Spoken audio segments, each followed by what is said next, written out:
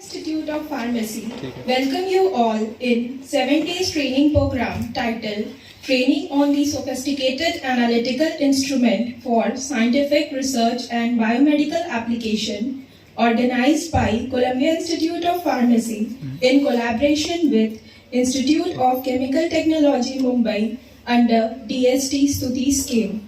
On the first day of the training program, we have with us one of the renowned personality in the field of pharmacy, respected Professor Pradeep R. Vavia Sir, Director ICT-IOC Bhubaneswar. I request Dr. Shivshankar Shukla to welcome our keynote speaker with a floral bouquet. I welcome you, sir.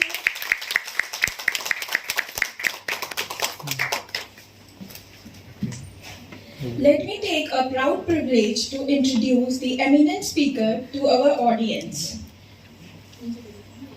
Professor P. R. Vavia Sir is Professor in Pharmaceutics at Institute of Chemical Technology, Mumbai. Sir earned his B.Pharm, M.Pharm and PhD from Mumbai University. Sir has more than 31 years of teaching experience to undergraduate, postgraduate and doctoral students. Sir has guided 60 master students and 50 PhD students so far who are placed at key position in leading pharmaceutical organizations. Presently, Sir is guiding 10 masters and 8 PhD students. Sir has 150 peer-reviewed scientific publications in national and international journals. Sir and his research team has given more than 252 research presentations at international and national level. Sir has total 30 completed patent publications and 10 granted patents in area of drug discovery technology. Considering his profound scientific knowledge and research expertise, Sir has been invited to various scientific conferences in India and abroad. He has visited several countries like USA, UK, Netherlands, Germany, Italy, Japan, China and Australia for scientific interactions. Sir has successfully organized Indian Pharmaceutical Congress as a scientific convener from 2006 to 2009. His valuable input as a genius academician, potential researcher, and versatile administrator were also acknowledged by various prestigious awards, to name a few: Corporate of Science and Technology Award of Johnson & Johnson, UP Government National Award for outstanding work done in the area of interaction with industries, Best Teachers Award, University Institute of Chemical Technology, and many more. Adding to his credit, Sir has more than 25 technologies are successfully commercialized. To name a few: extended release matrix bilayer film coated tablet of furosemide by Kusum Healthcare Limited, and combination drug product of metformin, a carbose tablet by Bears Private Limited, etc. With these words, I request Sir to please enlighten us with his words of wisdom. Please, Sir.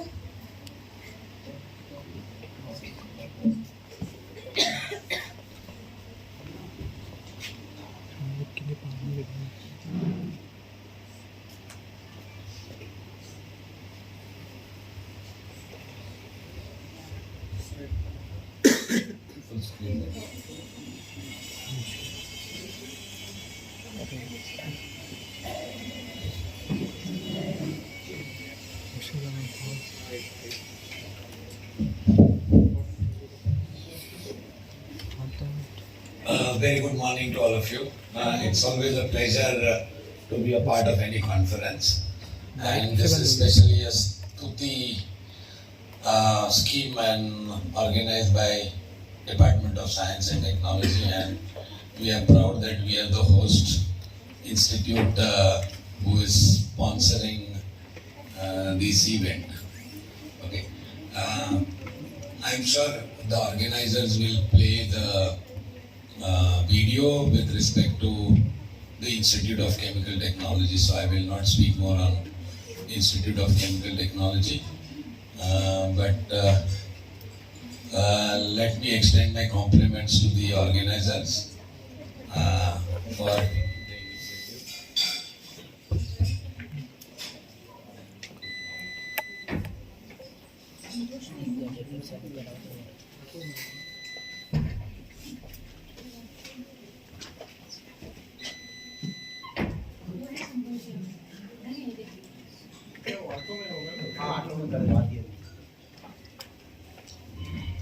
So I would like to profusely thank the organizers, the Columbia Institute of Pharmacy. I was asked to come here maybe to deliver a talk on the theme which is analytical. I don't know how many of you are from analytical chemistry background. May I know? Can you please raise your hand, analytical chemistry background? Okay, very few. Okay. How many of you are STUTIs? Okay. And how many of you are chemistry? And the cognosy, pharmacology? Okay. Okay, so many of you are pharmaceutics, but then it's a mix of faculty. So I am very happy. But basically, let me tell you, the title which I have selected is Importance of Analytical Instruments during Stability Studies in Formulation Development.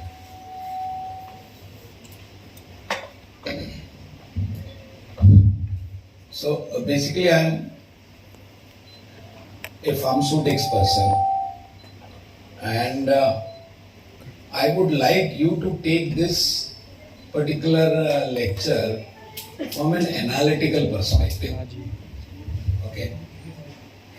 Now, whenever I talk in public, I generally try to cover up the case studies, and that is why I have selected a topic which is more of a case study. So, as I said, I am basically a pharmaceutics person. So, I would like to discuss the formulation basically.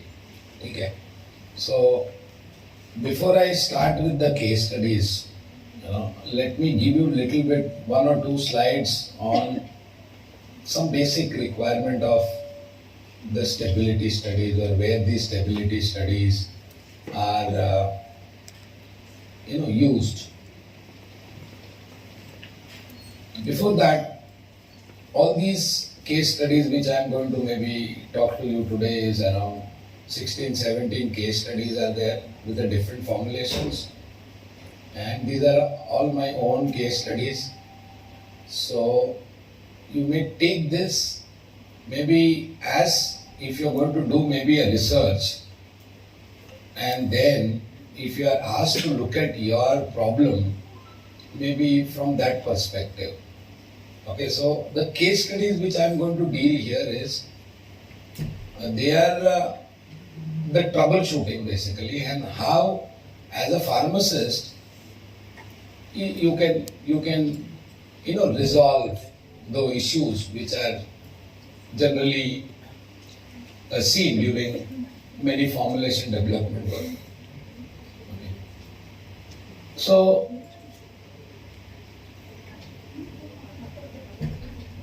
basically as a product development, maybe when you look at a chemistry, as a chemistry faculty, you look at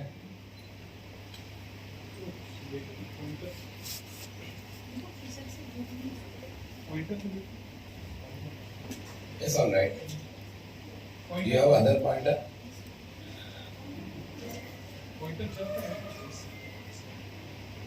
Oh, there is no light coming.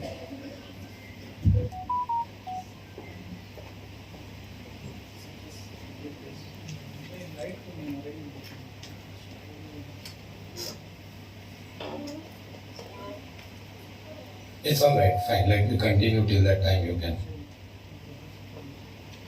Okay, so if you look at maybe a chemistry perspective, when we look at the API, the vendor is very important. Okay, I will touch upon a couple of examples where how vendor is playing a role in formulation development. And then once you identify the vendor, who supplies you the API, not only that API, but he also supplies you all the documents which we require. So basically when you are looking at registering a product in international market, okay, so we call it as a DMF. Okay, so do they have their API registered in that particular country, and are they going to give you a complete support, okay, in terms of whatever documentations are required. So the vendor analysis is very important. Who is that who's going to supply you the API? And then we look at the pre-formulation work. So we all know what we do in pre-formulation is basically we try to identify the formulation component, and we call it as excipients, and we look at the incompatibility and try to understand whether there is a physical or chemical compatibility is there or not, and then ultimately we take up the formulations.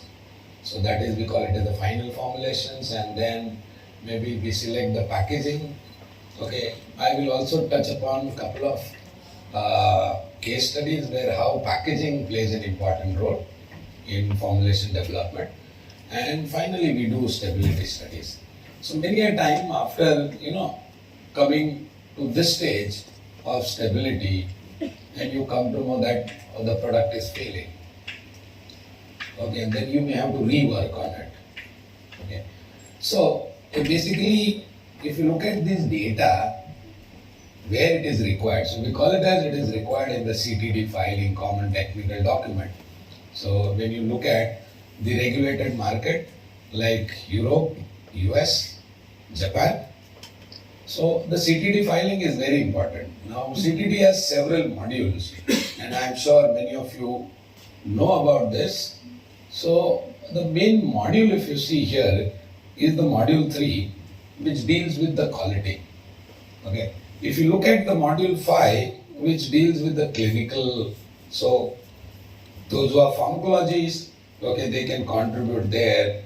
Also module 4, where non-clinical study, okay, is part of the module. Whereas if you look at the module 1 and module 2, it is more of a literature and the data. But the development work comes in the module 3. So it includes formulation development, it includes analytical method, development and validation, it includes the dosage form development, stability studies, and finally it includes 3 commercial batch manufacturing and validation. Okay, so you need to make 3 commercial batches, okay, and submit the report of all 3 commercial batches which you have taken, along with all the data which are maybe the stability data, the process validation data, and all that.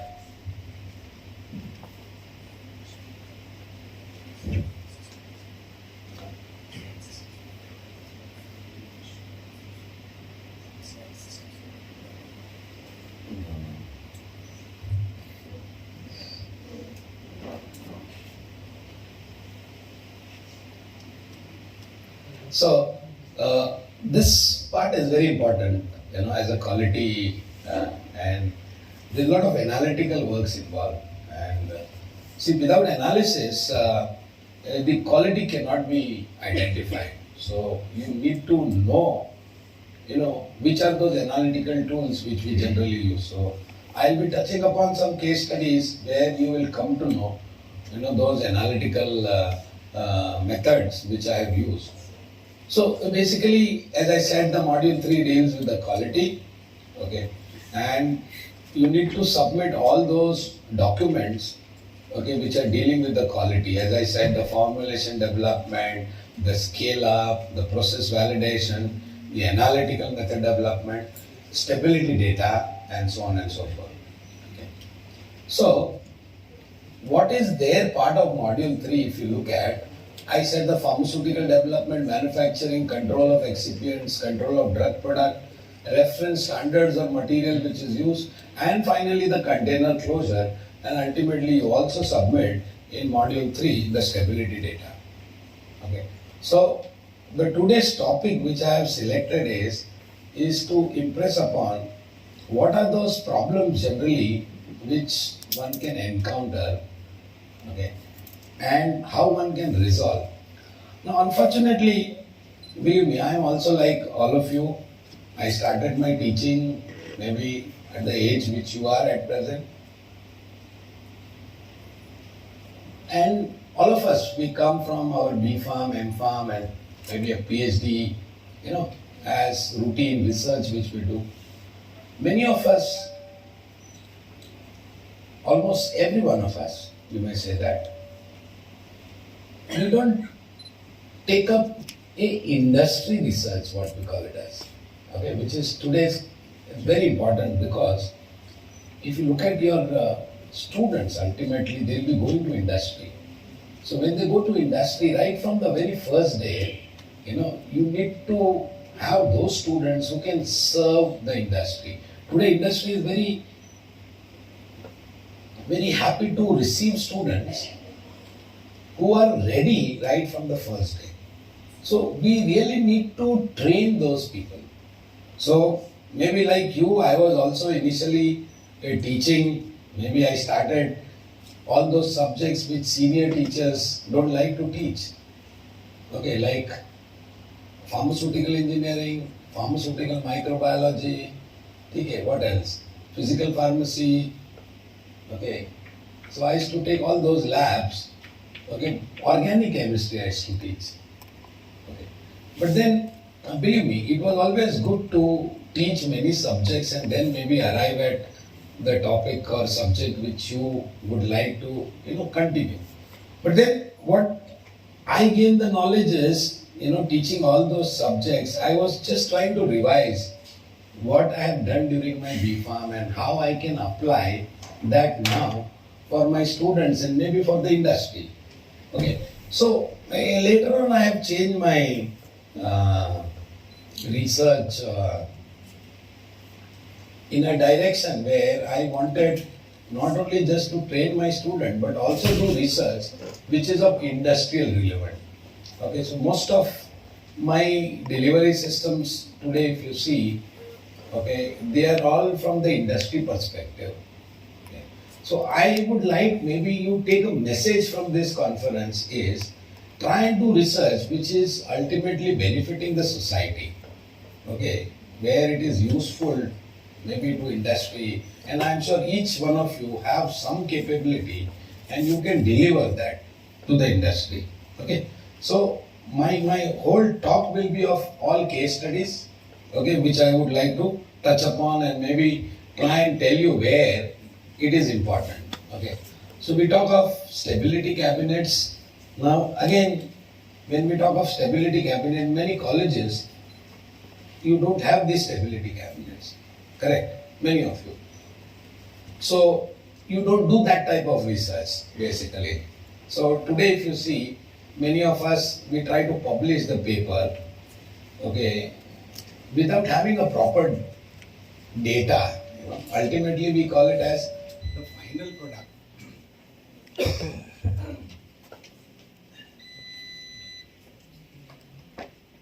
So when we talk of a final product, that quality, that efficacy, the safety level, which we really need to establish. Now that, without having a stability cabinets, which you cannot. So maybe if you don't have, okay, try to procure it. In today's world, whether it is a chemistry professor, okay, whether it is a pharmacognosy teacher, or whether it is a pharmaceutics person, okay, we all need to do some accelerated work okay, to identify whether the synthesized product which you have developed has a good stability, okay, or a formulation which you have developed has a good stability. In today's research, if you see, there are a lot of phytoconstituents people are working. Okay, so there the stability plays a very important role in phytoconstituents. Okay, so I'll be touching upon one phytoconstituent also. So the point which I am trying to make here is the significance of stability studies during formulation development work. So let me take up my first case study, which is basically how vendor is finalized in this case studies. Okay, the molecule is atorvastatin tablet. Okay, this was the product which we were developing it for one of the international company. Okay, and they wanted me to develop two strengths. One is 10 milligram, another one is 20 milligrams tablet of atorvastatin. So, just to give you a quick background on atorvastatin, it's an atorvastatin calcium which we have used is, we all know it's a lipid lowering anti-lipidemic drug and widely used in the management of cardiovascular disease. Unfortunately, this molecule, if you study the chemistry, okay, it gets degraded by oxidation and hydrolysis, which gives an impurity, okay, which is a very well known impurity like desfluoroatorvastatin and atorvastatin lactone, and also atorvastatin acid. So maybe those who are from a chemistry background, you try and understand the molecules also and how they get degraded also. So when you do a synthetic chemistry, you also need to know what is the degradation pathways for these molecules. So we came across this molecule which has the degradation by oxidation and hydrolysis. Okay. So the task was to develop a comparative generic formulation. Okay. So the generic is, there was already a innovator in the market and we wanted to compare that particular brand. So the proper choice of the source of drug, there comes the vendor, the excipient, the process and the packaging is important. Okay. So see, look at in this one sentence, there are many players who are playing a vital role. Okay, so it's not just a formulation development, but it is the drug, excipient and the process which you use. Okay, and the packaging material which you use is very important. So the innovator product is in step up and step down formulation. I am sure you know what you mean by step up and step down. We just change the dose, but the total formulation content, okay, remains the same. That is called a step up formula. Okay. So the regulatory requirement is your individual impurity should be not more than 1%. And the total impurity should not be more than 3%. Okay, as per the guidelines of ICH.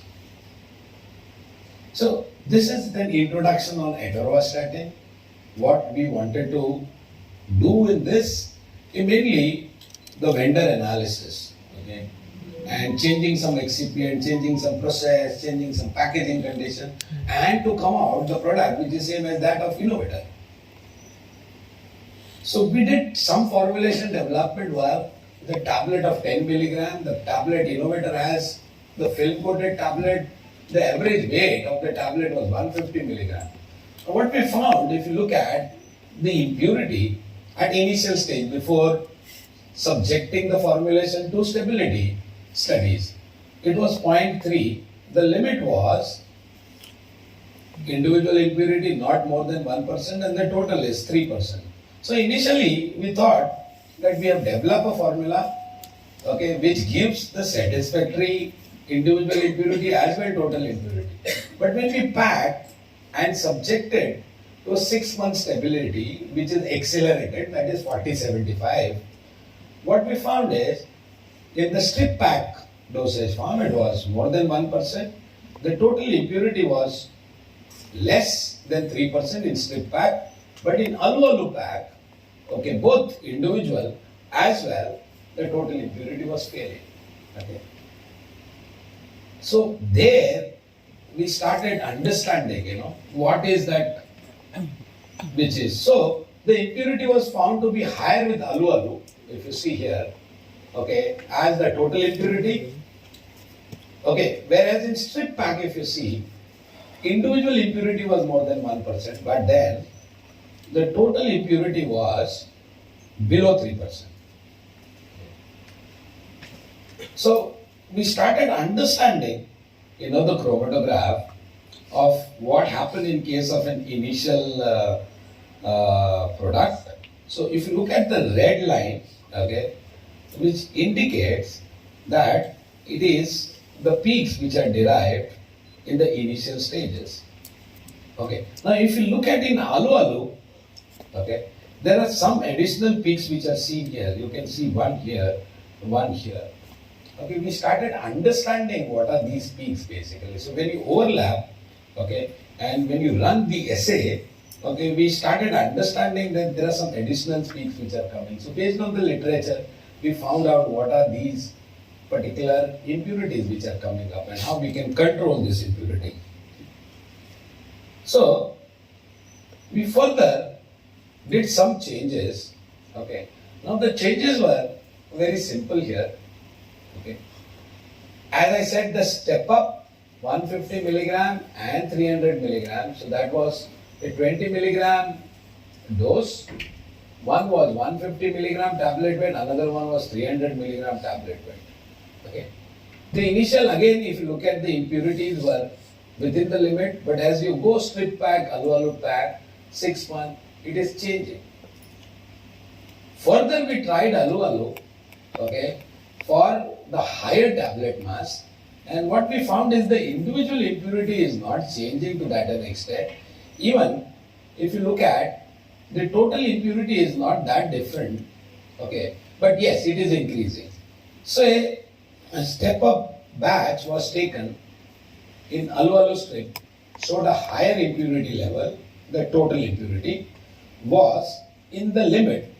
Okay, with the strip pack, you can see here it is below 3%, but the individual impurity was going down, going high, more than 1%. So we've started understanding further this particular problem, okay, and try to understand that particular peak which is coming alu pack. You can see here it is overlapping with 300 milligram as well 150 milligram. Those peaks were overlapping, okay, and these were some additional peaks which we found, okay, which are not basically in the strip pack. The strip pack is the green line which you can see here. Okay, so these peaks are not seen. Even you can see this peak is an additional peak, whereas this peak is an additional peak. So we started understanding more of an analytical chemistry. So the troubleshooting was the individual impurity level exceeds the limit. Okay, with strip pack, the vendor was changed from a one particular company, that is MGCP, to Vitalife. Okay, both were manufacturing the atorvastatin. And the resulting batch with the new vendor showed the impurities, which is individual and a total impurity, within the limit. So as soon as we changed, if you look at here, 150 milligram, we did for 10 milligram tablet weight, for 20 milligram, 150 again. If you look at now, the initial was within the limit. Even the total was not increasing, whether you take a strip pack. Okay. So in the strip pack, basically the 1%, the total impurity was coming less, but then individual impurity was above 1%. Okay. So the final conclusion here which I would like to make is how vendor is important. When you select your dosage form development, and thereby I have put this slide as the first slide, that vendor plays a very important role in analyzing it. Okay. Now, they might be having some different scheme of synthesis of atorvastatin calcium. Okay, and maybe the excipients which we have used, though we didn't detect during pre-formulation, but then it was playing a role maybe in oxidation or in hydrolysis. Okay. So this is just to summarize my first case study. The summary is like this: whenever you do any dosage form development or any chemistry work, okay, you need to identify your API properly. Whether that API is likely to give some troubleshooting later on. Okay. So you may spend some money initially, try and identify a vendor who has less number of impurities right in the beginning. Okay, so that your development may go smooth.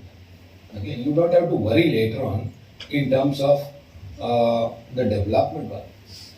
So this is my first case study which I wanted to see, and then you can see here that peak, those additional peaks which were coming, okay, they're totally missing in the ground. So you need to support your data basically with a lot of analytical tool. Okay, so kindly note that it is not that we just simply say that, but you need to support with your chromatogram, because regulatory agency always asks the chromatogram. If you don't prove with the chromatogram with the date, time, everything they come and check.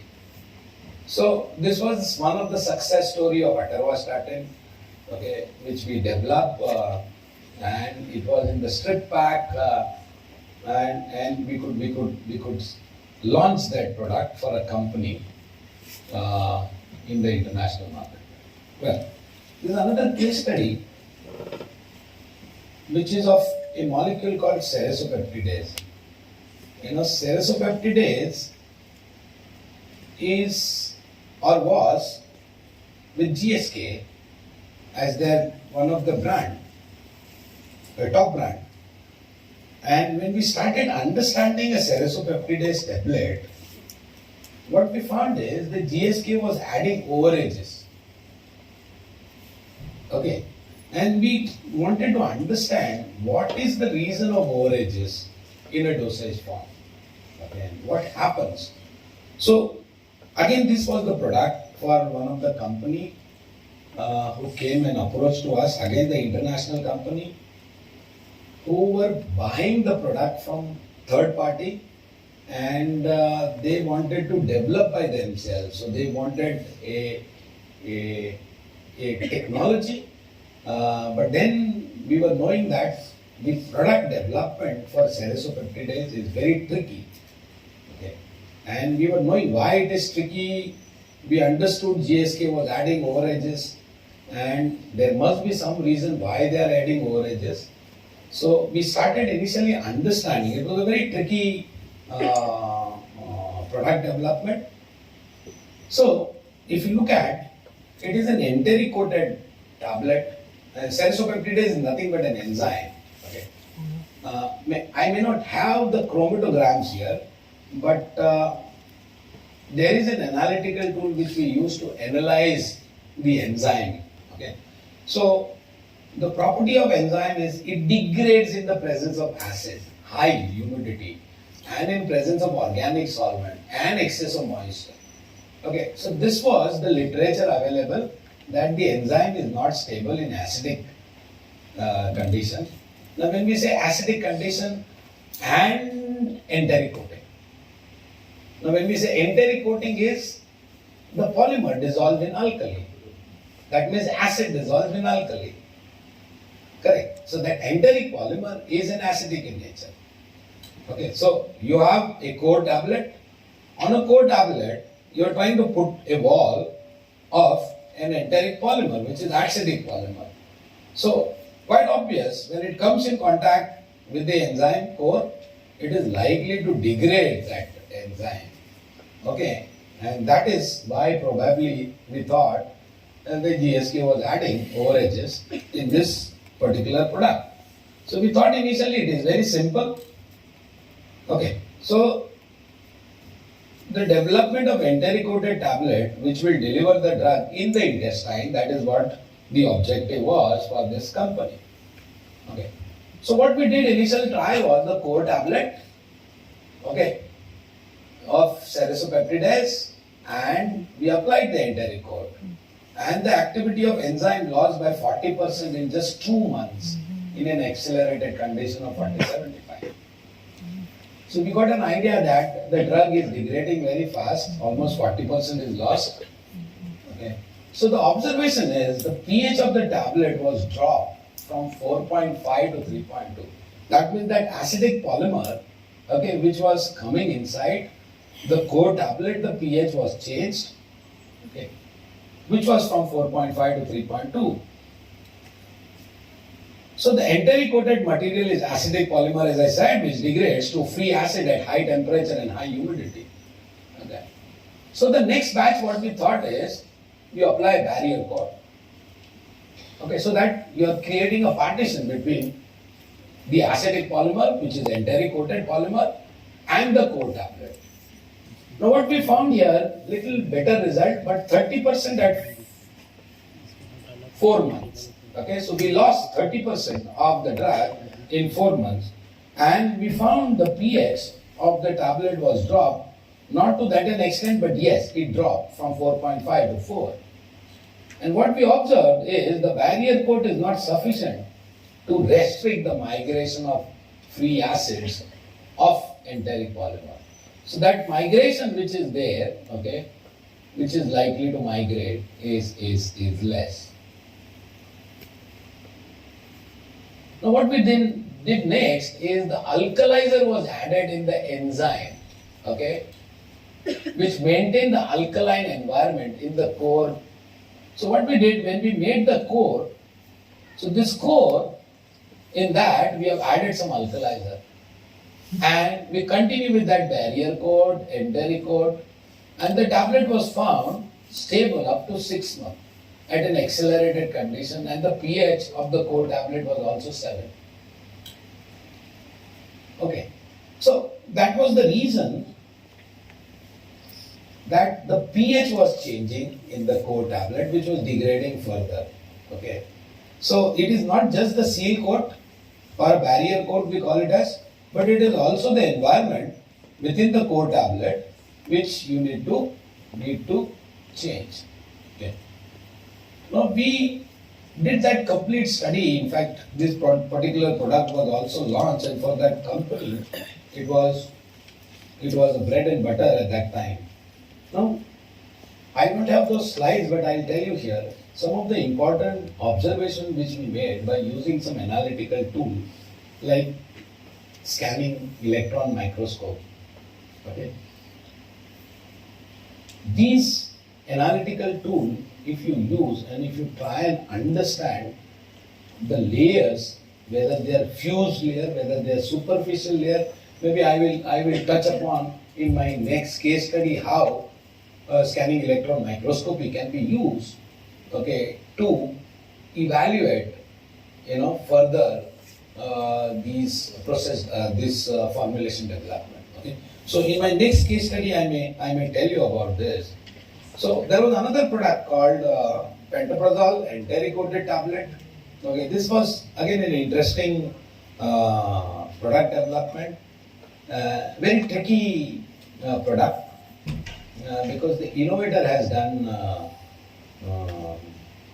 lot of inventions, lot of creativity in that product. So to match that product, it was a very difficult time for us. Again, this was developed for launch in the Ukraine market. Okay, unfortunately, all my friends have run away from the Ukraine. Okay, and they shifted to Moldova overnight when the war started. Okay, almost around 25 people in 4 or 5 cars, they had to run away. Okay, so there was a company who was developing a lot of products. Okay. So the story here is pantoprazole in Ukraine is the marketed brand is Nycomed is the company, and Control 40 mg tablet, and there was a company in Ukraine wanted to develop a similar product like Nycomed. Okay, so I'll tell you about this tablet, yellow colored oval shaped tablet. with a letter of P40 which is printed on the one side of it. So this is an oval shaped tablet and this is the printing of P40 and you can see this is in Ukrainian language. Okay, this is the brand name. Okay, so we thought it is very easy, but then as I said, there is a lot of creativity which has gone into this product development by the innovator and it was very difficult to match. So we started developing this pantoprazole tablet. Of course, pantoprazole is very popular in our country. Whenever we say proton pump inhibitor, people they try to take Pendi, okay, or there was another molecule, ranitidine was there, Zentac, correct? These were the two brands popular. So pantoprazole also in international brand is very famous. So what we tried developing the product using some diluent as mannitol and binder as povidone K30. The rest were not playing that major role. So the another ingredients which I forgot to mention, cross-povidone HPMC and Utrecht base for an entry coat. Now if you look at the formulation which we have developed, okay, that is F1, the first batch, and we try to match the dissolution with the marketed brand. You can see here the dissolution is poor. Maybe initial stage, okay, that is maybe we call it as an acidic pH, okay, it was matching, but as soon as if you look at further, the dissolution is retarded. So the FN shows a slow dissolution as compared to the reference product and the similarity. We call it as a similarity dissolution. Less than 50, the products are found not similar. Above 50, we calculate that similarity factor. I am sure you know very well. The dissolution when we compare, we call it as similarity factor. So the similarity factor has to come more than 50. So it was coming less than 50. And this may be due to the process dissimilarity in comparison to a reference product. So the troubleshooting was to achieve the dissolution, the binder was changed in the formulation. So initially the binder was povidone K90. Okay, so we have changed from povidone to cellulose as a binder, and to correct the tablet compressibility due to the binder change, we have changed mannitol and we have added another diluent as MCC. A sufficient dissolution profile was achieved with a similarity factor more than 50 and the formulation was subjected to stability studies. So these are the changes which we did: microcrystalline cellulose instead of mannitol and cellulose binder instead of povidone K90. Okay. Now this very complex chromatogram, let me tell you, those who know pantoprazole very well, there are several impurities here in 4075 and you really need to identify this impurity. So this chromatogram look maybe difficult to explain to you at this point of time because there are so many impurities here. Okay, so many impurities.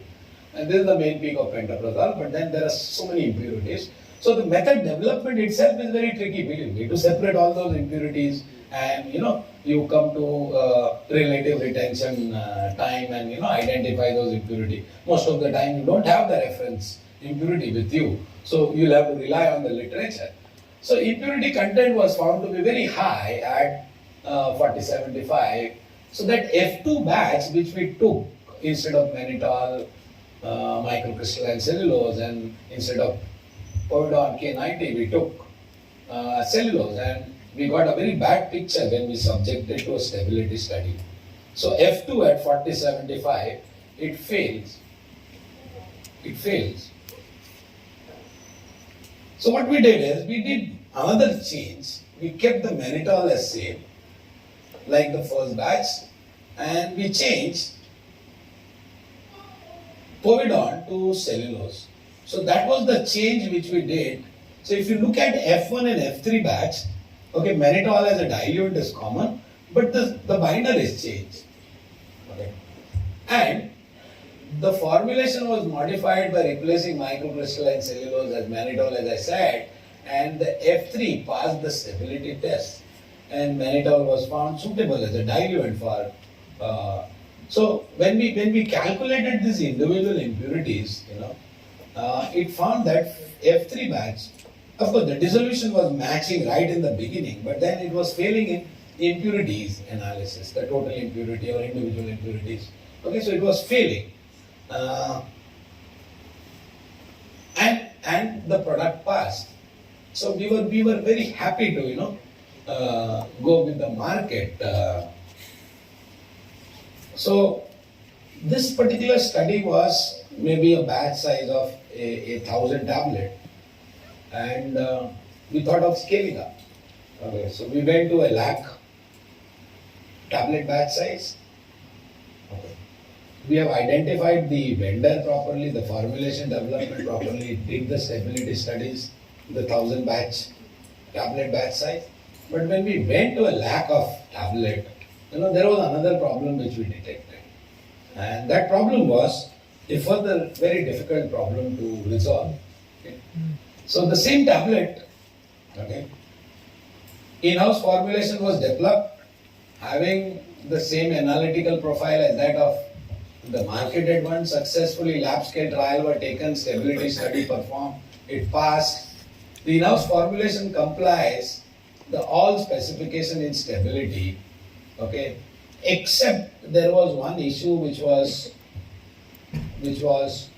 a resistance. Like when we talk of dissolution study for enteric-coated tablet, we do for first 2 hours in acidic pH, correct? And then we take up in alkaline pH. So what was found in acidic pH, there was some amount of drug which was releasing. And that amount of drug which was releasing, which was not as per the pharmacopoeia. The pharmacopoeia says it should not swell, it should not release more than 10%, but it was releasing here. And there comes the another problem with this when we took a scale up.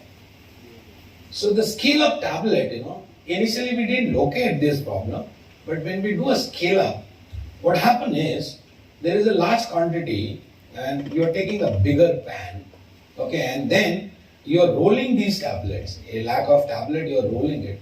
So there is a lot of impact which was coming on the tablet, okay, as you go on coating.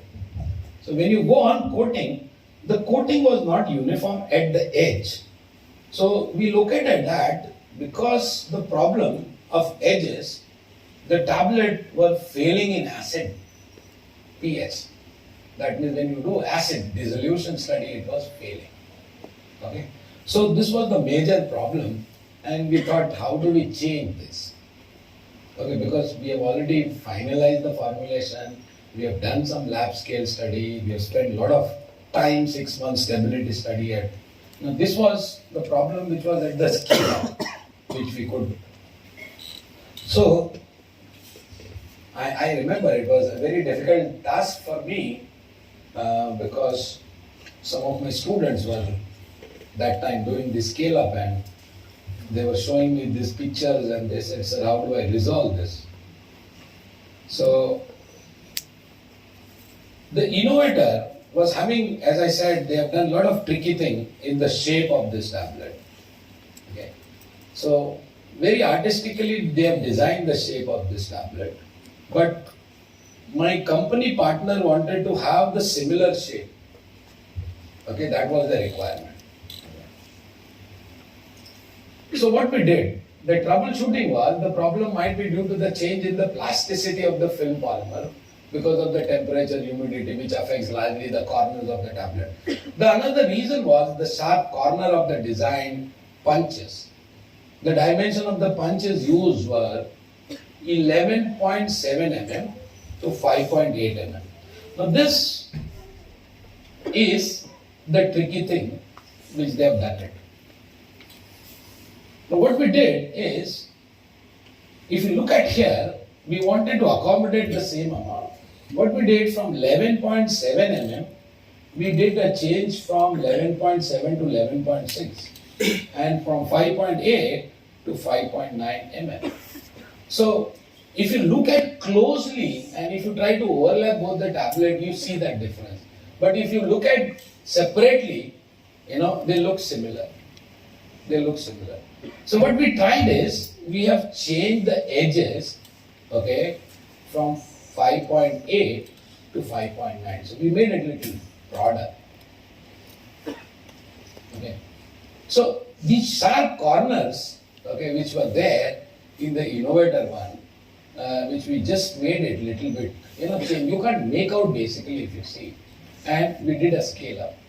So we had to stop the tech transfer for some time because we need to make the tablet tools. Okay. And I'm sure in pharmaceutical engineering subject you must have studied how do we design these punches.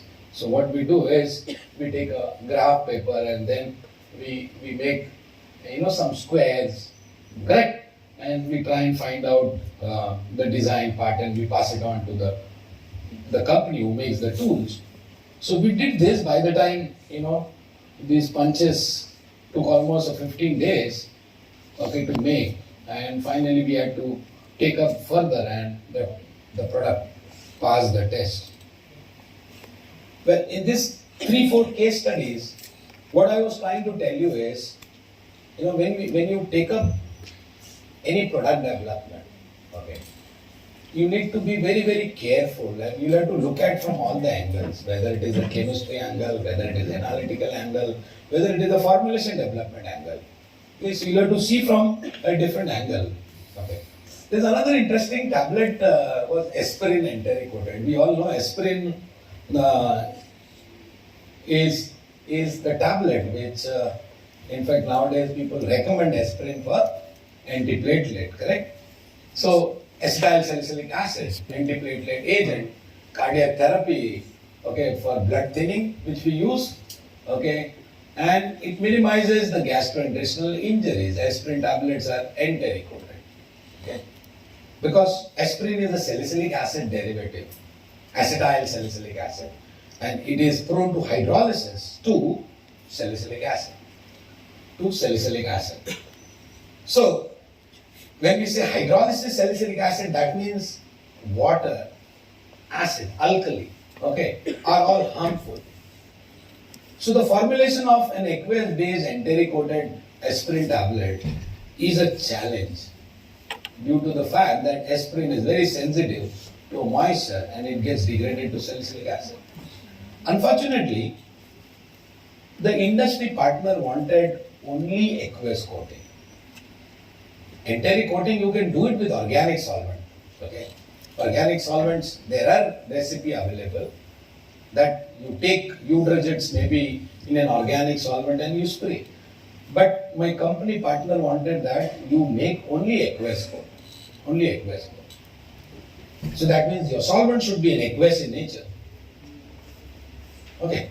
So as per the pharmacopoeia, the limit for salicylic acid immediate release tablet, it should not be more than 0.3%. But in enteric coated tablet, the limit given is 3%.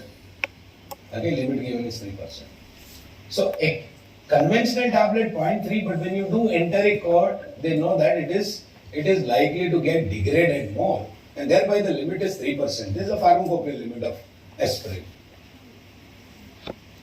Okay, so we started developing the product F2, F1 and F2, drug plus excipient, no seal coat, directly enteric coat, and then in F2 there is a seal coat with the plasticizer and then udrogen. But in both the cases we were trying aqueous coat of the enteric polymer.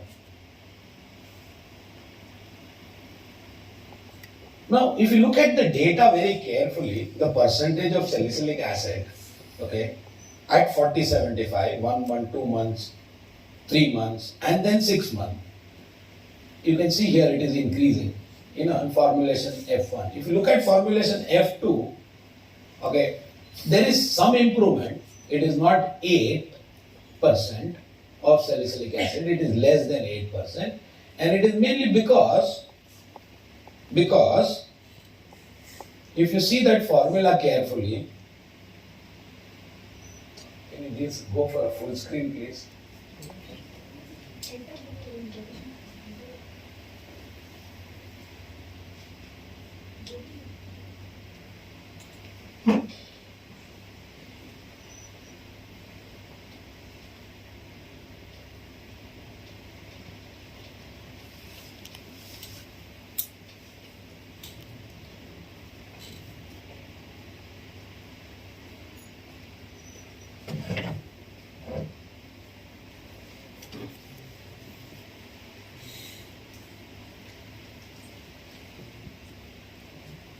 So the F2 was with a seal coat of HPMC, and thereby there is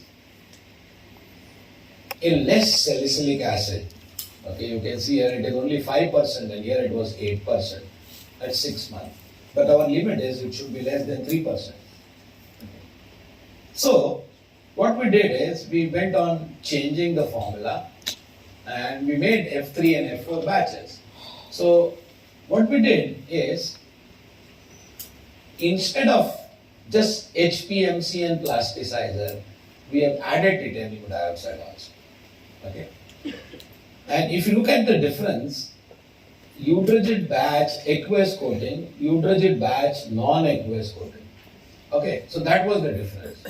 So F3 batch was aqueous coating, the seal coat containing a titanium dioxide and the talc, which gives the rigidity to the film. Okay, because these are opacifier. So they give more rigidity to the films. Okay. So the formulation F3, which has an OPA dry as a seal coat. OPA dry is the brand name of the seal coat, which is supplied by Color. Okay. A remarkable difference in the stability result was due to the better partitioning, okay, of.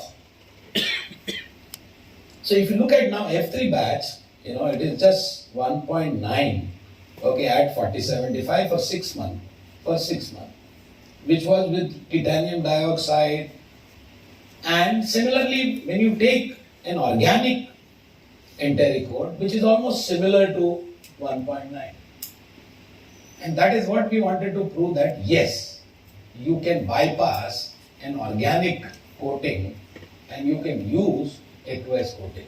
Now believe me, it is not that easy when we talk of aspirin and aqueous. It is very, very difficult. Very, very difficult. Okay, thereby if you see most of the aspirin tablets which are there, they are packed in a strip packing than the blister pack. Most of them. Because we have a better stability in strip packing than that of the blister pack.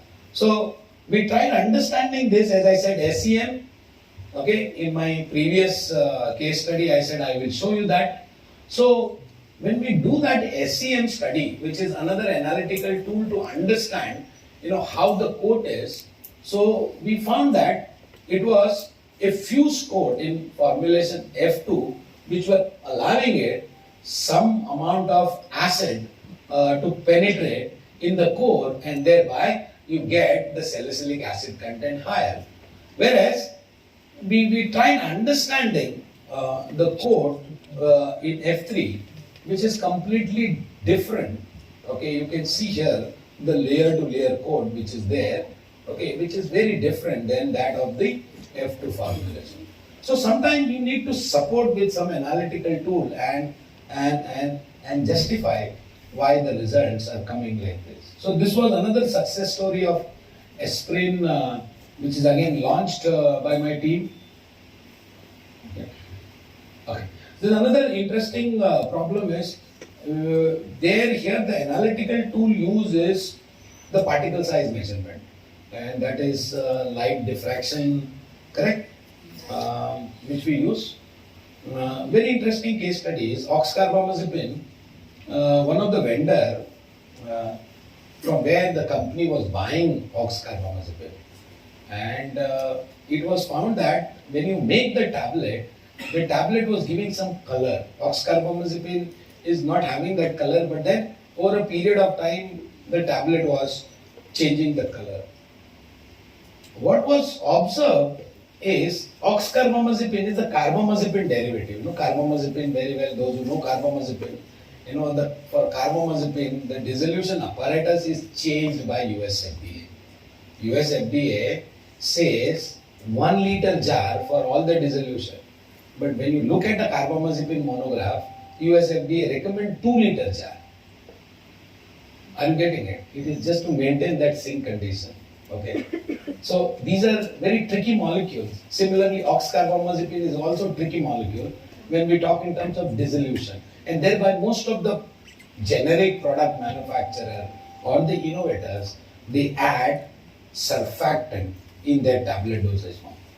So oxcarbamazepine, anticonvulsant drug, okay, the derivative of carbamazepine, it exhibits low bioavailability, which is related to its poor water solubility. So there is a need to improve solubility of the drug using surface active agent. So many of them, they add in the tablet surface active agent. So a different surface active carrier used like SLS, poloxamar, chemophores, these are the known surfactants which are added in the tablet dosage form, very little quantity, just to take care of a dissolution study. Now you can look at the picture here, okay, with SLS, with chemophore, with poloxamar and the coated tablet, they have given some color to the coating and thereby you can see, and with micronized API, okay. This is a very different color, I am sure you may differentiate. This is more whitish than any of this color, So when you add surfactant, carbamazepine is changing the color, and that was one of the tricky thing in the stability, okay, testing. So the use of oxcarbamazepine micronized API below 40 micron, we were able to achieve the desired profile without a surfactant. Okay. So we, in this case study, what we did is we tried understanding the dissolution with respect to particle size of an API. So we tried selecting the particle size, the oxcarbamazepine with a different particle size. So we did a lot of light diffraction studies and identified the vendors who supplies us what is the D90 value, what is D50 value, okay, of an API, and then we did that. So that was oxcarbamazepine. Carbamazepine, which is another tricky molecule, as I said, but the company wanted me to develop oral suspension, okay, for their market. And the strength was 100 milligram, 5 ml oxcarbamazepine. The stability issues are the formulation contains potassium sorbate as a preservative. Okay. Now, this is another case study how excipient playing a role in terms of the stability of an active, or even sometimes the excipient get degraded, and especially when you talk of a preservative and the suspensions. Okay, these are some of another tricky things. So it is not always an API, but you have to also analyze the excipients. Okay, so potassium sorbate as a preservative. So during stability, there is a decrease in the assay of potassium sorbate was observed. Okay, and not carbamazepine, but potassium sorbate. So, of course, here again, to develop, just to make the story short, to develop this method, number of times in industry, you require to have a separate analytical method. Maybe you are not in a position to develop a single analytical method where you can analyze many components. Like I have shown you pantoprazole. Pantoprazole, there are a number of impurities, and if you can develop a method, one method where you can analyze all the impurities, it is one of the best methods. Okay, so here we took long time to understand what is that method development where you can analyze carbamazepine and potassium sorbate together.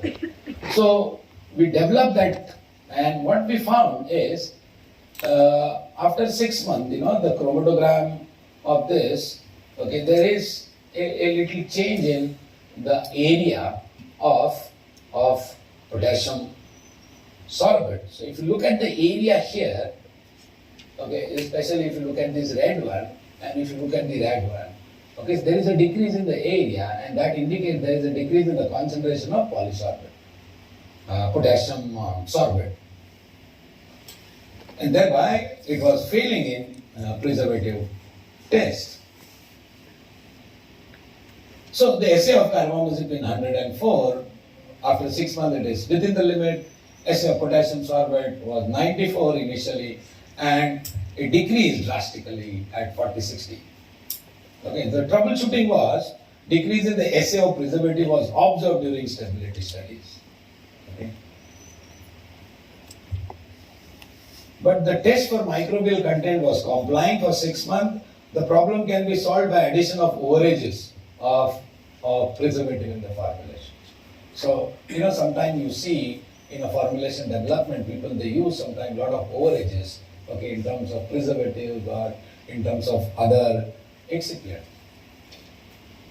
Okay. So, that was the story of carbamazepine solution, where the preservative was changing during stability studies.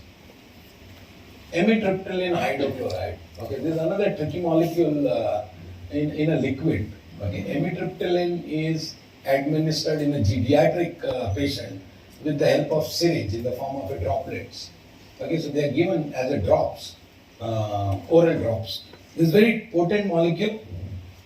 This was again a problem of one of the UK-based company. They wanted me to develop amitriptyline solution. Okay, so oral solution, which is the innovator is Rosemont. It's a UK-based company, Rosemont, and our partner wanted to, match this Rosemont. So each 5 ml spoonful contain 25 milligram of amitriptyline hydrochloride. Then you have other excipient like methyl hydroxybenzoate, propyl hydroxybenzoate, propylene glycol, ascorbic acid, and flavors and many things. The excipients were further selected on the basis of pre-formulation studies with amitriptyline hydrochloride. What are the stability issues? The degradation of amitriptyline was observed during stability.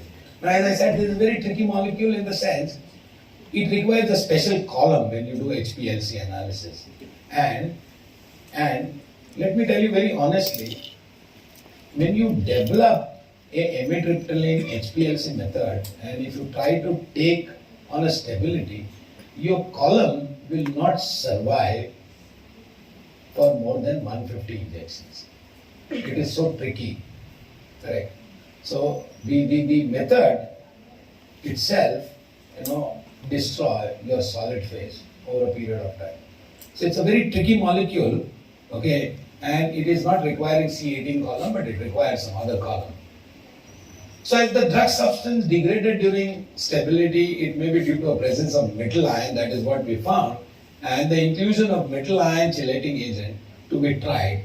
So just to give you a quick answer to this, what we did is disodium EDTA showed no incompatibility in a solid state as well as in the solution state with an amitriptyline. So what we did, we just added disodium EDTA in this. Okay, so the use of disodium EDTA is intended to enhance the stability of the preparation. The decomposition rate of amitriptyline hydrochloride solution was significantly reduced by addition of 0.1% of disodium EDTA. Okay, so there were many excipients, and we just thought of adding 0.1% of disodium EDTA, and the problem was solved. Okay. The next case study is again a very tricky formulation, pyridoxine tablet. The product was recalled from the market, and they were not in a position to solve this problem, and they came to us that how do I solve this? They had launched the product. The story here is they did an accelerated stability study at 40-75, 6 months, and they were in a hurry. They didn't wait for a long-term stability results.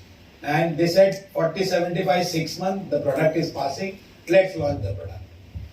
They launched the product, but what was observed somewhere near 1 month of 1 year of the completion of the product lifespan, all the tablets which were there in the retail shop, they found that when you open the strip, instead of getting the tablet, the patients were getting the powder. That means the tablet was losing the hardness. Okay, the tablet was losing the hardness. So they could not solve this problem. So pyridoxine is water-soluble vitamin. It is vitamin B6. Okay, it has the molecular mass 169. Okay, a protein binding of 22%. That's the initial profile. Right. So we asked them, what is your formulation? Okay, so this was the formulation which company has shared. Okay, we tried understanding what is there in this formula, okay, which will lose the hardness. Okay, now remember that at 40-75 it was passing. 75 means there is a relative humidity, correct? So there is some humidity was available, okay, and thereby it was maintaining some moisture level.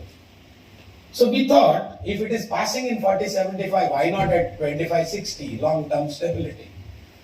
So what we did is a very simple change which we did. There is a calcium hydrogen phosphate as per BP.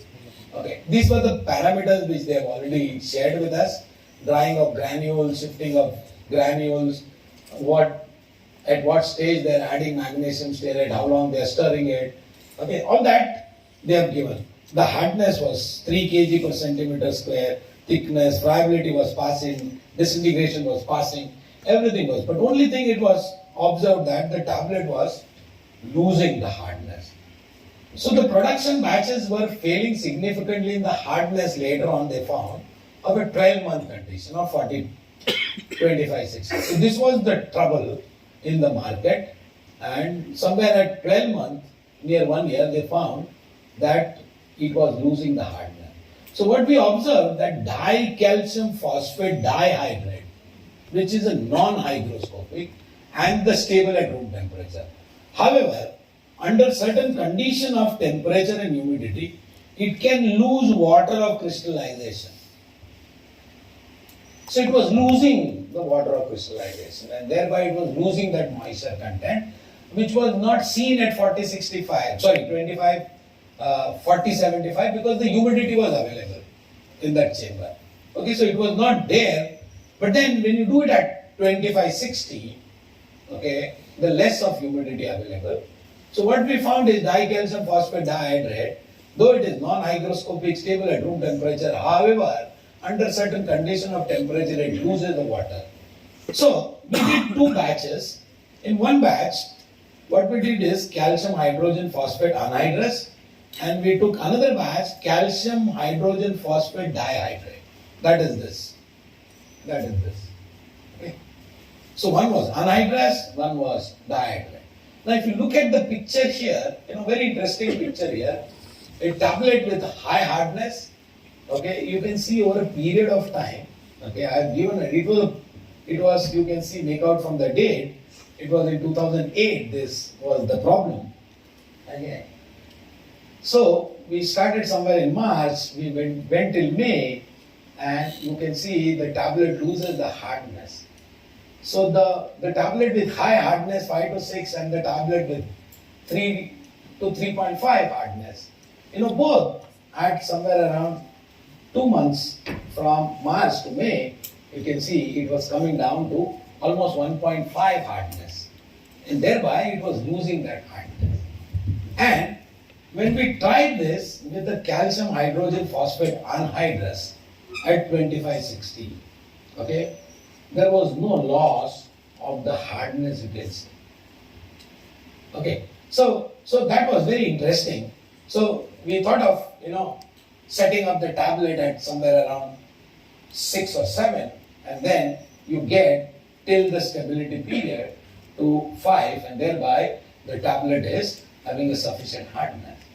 So it is just by changing one of the excipients. So there you require to know some knowledge of some excipients, how this excipient behaves, okay, and how you need to solve this problem.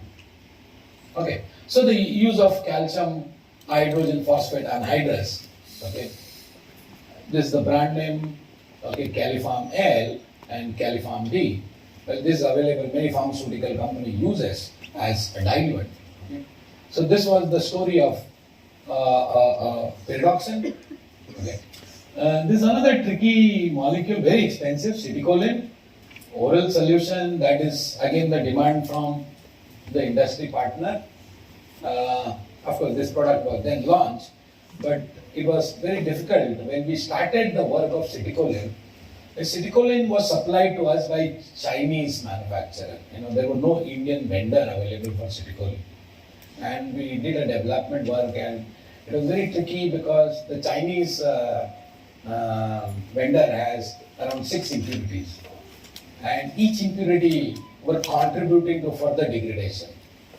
Okay, so as the impurity level increases, the pH of the solution changes, and that pH further, harm the product.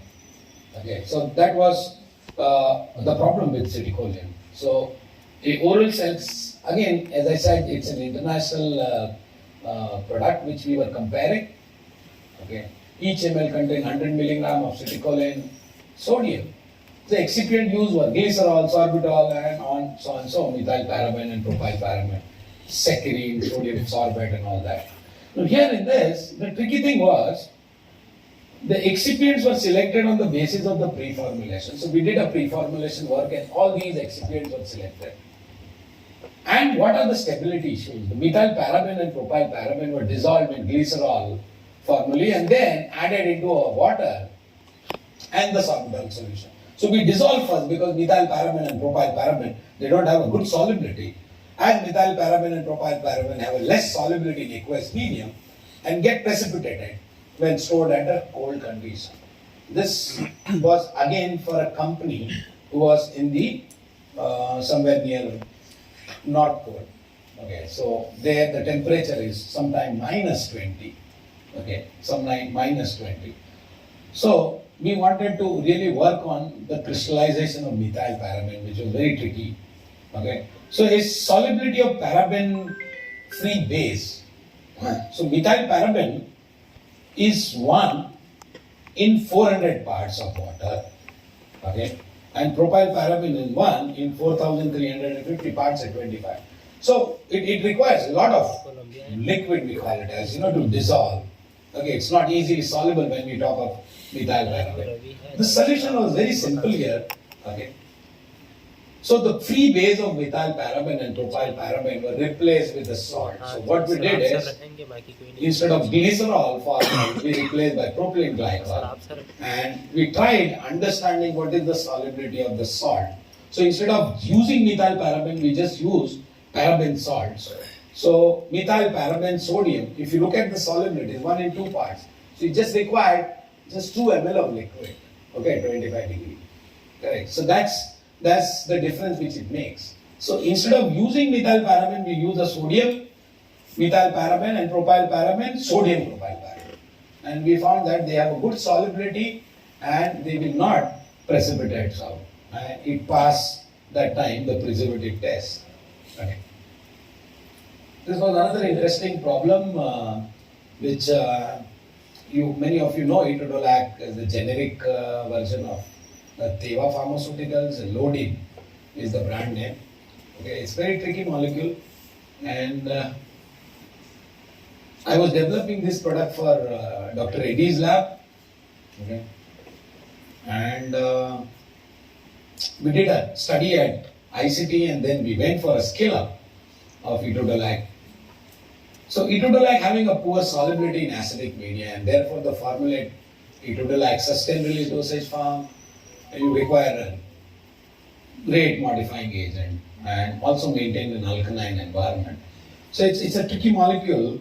If you work with Etodolac and if you work with Lodin, and if you see USP monograph, maybe a last 3 or 4, okay, or you may start from the one where the Etodolac monogram was appeared, and then you look at the next issue of USP, then further next issue of USP.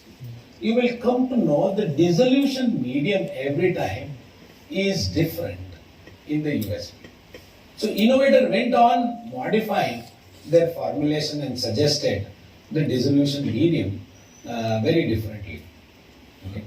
So the release rate modifying agent, what we have used is the disodium phosphate.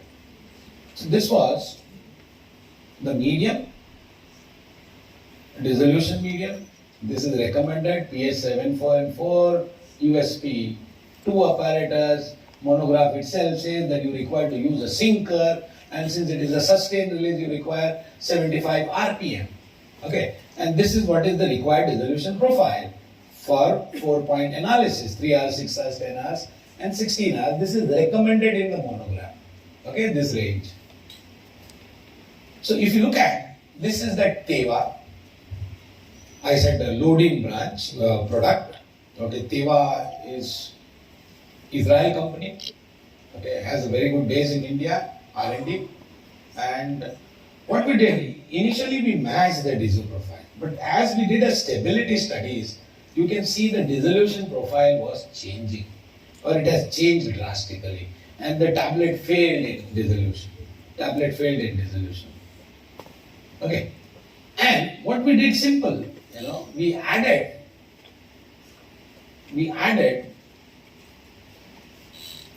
by using release modifying agent, it was observed that the etodolac SR showed a release profile as that of USP.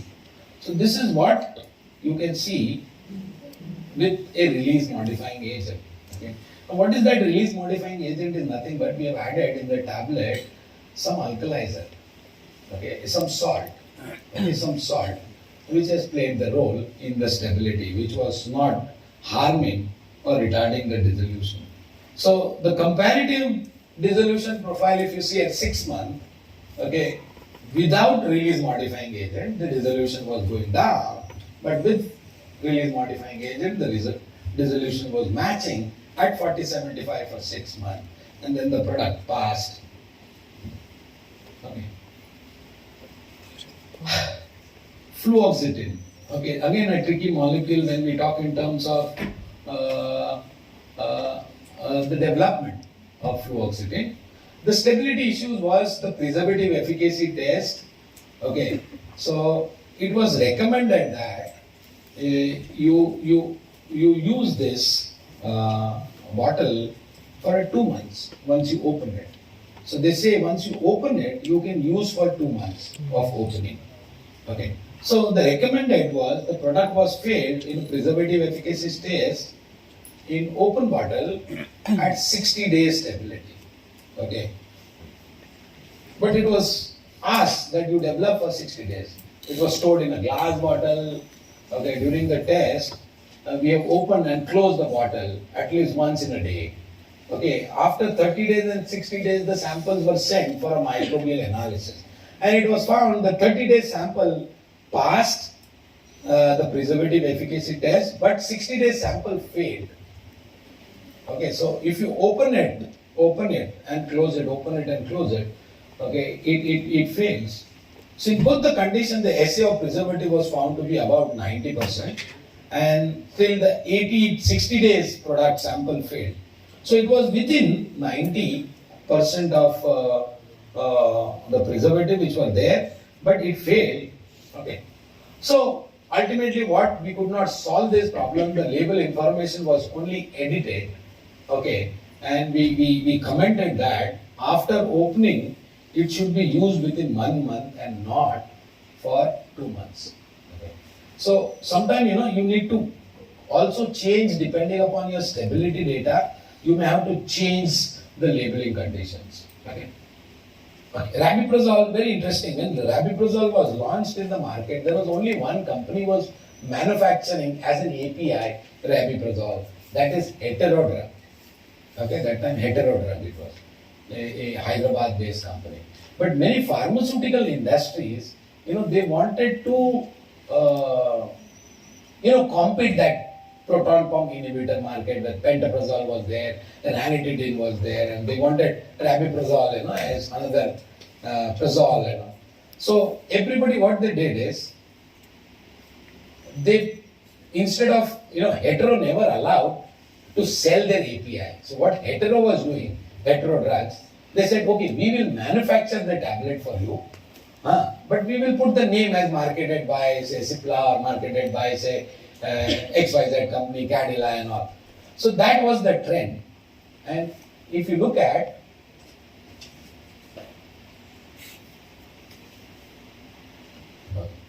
I will quickly summarize it because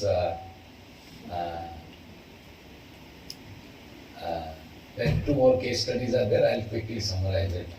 So rabiprazole, when it was there, it was a coated tablet.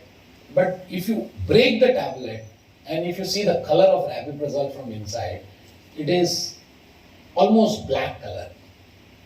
Okay, if you know chemistry, benzimidazole derivative, and in the lab, those who are doing a synthetic chemistry lab, and when we give the synthesis to our final year students, and we ask them to leave it in the locker and come next time, if you see next week, the complete product has changed the color.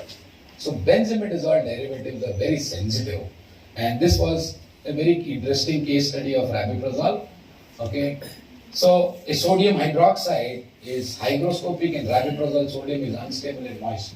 So the excipient such as sodium hydroxide, potassium carbonates are used in the tablet, and the stability, the drug content of a marketed preparation decrease after 15 days, which might be due to the improper enteric coating, and the dissolution of the marketed preparation failed in pH 6.8, and the color of that core tablet changed from off-white to pale yellow or brown.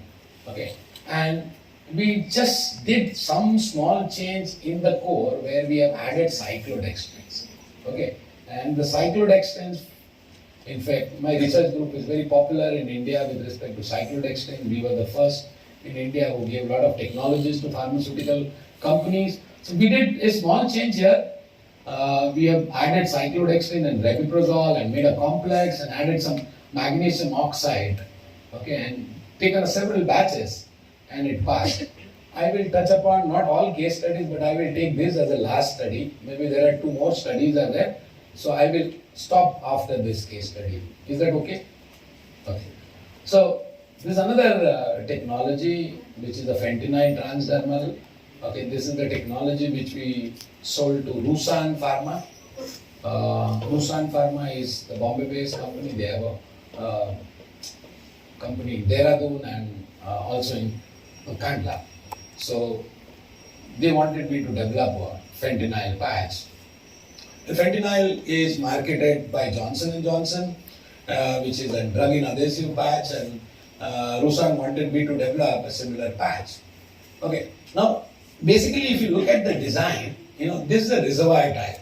Now reservoir, the challenges are, you require a multi-step process, okay, and there is a drug abuse because it's a narcotic drug.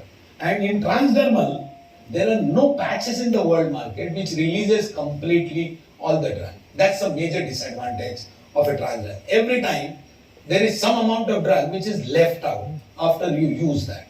And especially in case of fentanyl, which is a narcotic drug, so there are chances people might extract it and use it as a drug abuse. Okay? So accidental overdosage due to leakage lead to death also, and poor adhesive, and there is a leakage. So this is a reservoir patch. So the first generation was a reservoir, but then Johnson came up with a drug-in adhesive, which is a very simple design, backing membrane and drug-in adhesive, okay, which serves both the purpose, adhesion as well the control release, and you have a liner. Liner you peel off and you apply a patch. So this was the technology which they wanted me to develop for a Rusan Pharma. Okay, now very interesting is, this is a picture where we try and understand some of the characteristics with respect to adhesion. Okay, so peel adhesion we call it as. Okay, so a leakage of polymer on storage from a periphery corner. So when you see the patch during storage, some adhesive which comes on the periphery and it gets stuck with the primary packaging material, and thereby when you open the primary packages, the aluminum pouch, you can see the patch is there inside. So there was a lot of loss of adhesive. Okay, so we did some study, okay, where the instrument used here is we generally try and understand what is the peel strength, okay, of so we try and pull it in 180 degree, 190 degree, and we calculate it. So what we found is the average peel strength was 600 newtons per centimeter, and it was losing after 1 month 400 newtons per centimeter. And we also found there is a drug crystallization. Okay, So we tried changing the polymer. These are all commercial polymer available as in the market. Bio-PSA, Dow Corning give the silicon polymers, okay, which is commercially available. And after 3 months, we found that at 4075 there is a drug crystallization which is not required, or where the dissolution fails, the permeation fails. Okay, so we tried matching with that of the market, Edward. We tried adding some solubilizer to prevent the drug crystallization like dimethicone, oleic acid, and we found that dimethicone gives a very high release as compared to the oleic acid, whereas the marketed product was within the center. So we went on playing with this, okay, and finally we developed a product which was a comparative dissolution profile using USB-6 apparatus. You know, USB-6 apparatus is nothing but rotating cylinder, correct? Rotating cylinder. So marketed patch, Johnson Sealag versus our patch, and this product was then launched with the tech transfer. And the polymer used were 2 strength Bio-PSA, the mixture 4202 and 4302. That was the combination tried here to prevent drug crystallization and also the leaching of adhesive. Okay. And this is where you see no crystals. Of course, these some of the pictures we take it on transmission electron microscope, or SEM we do, or FSEM we do, or simple microscope. Okay, and we come out with the picture. So like this, there are many formulations. There were 2 more case study, but I will. You can go to the last slide of my conclusion.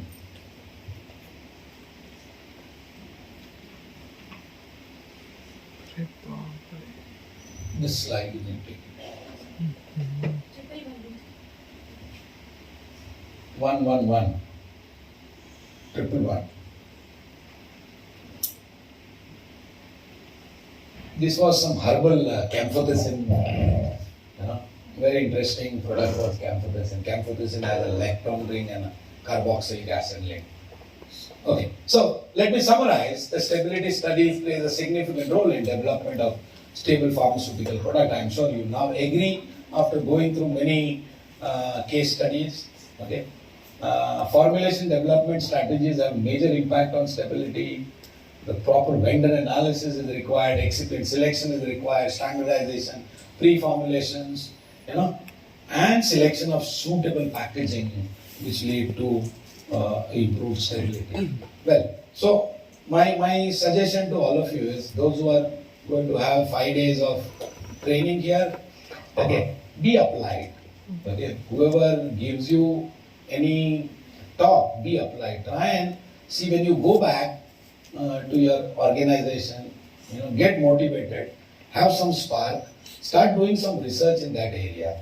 Even if you don't have the equipment, okay, try collaborating with people. There are people available who will assist you. In fact, there are many places like, at my place, I'm not in Mumbai, but I'm now in Bhubaneswar for another 2 years because I've shifted as a director, but part of ICT, I'll go back after 3 years to my own organization. But Bhubaneswar has some unique facility.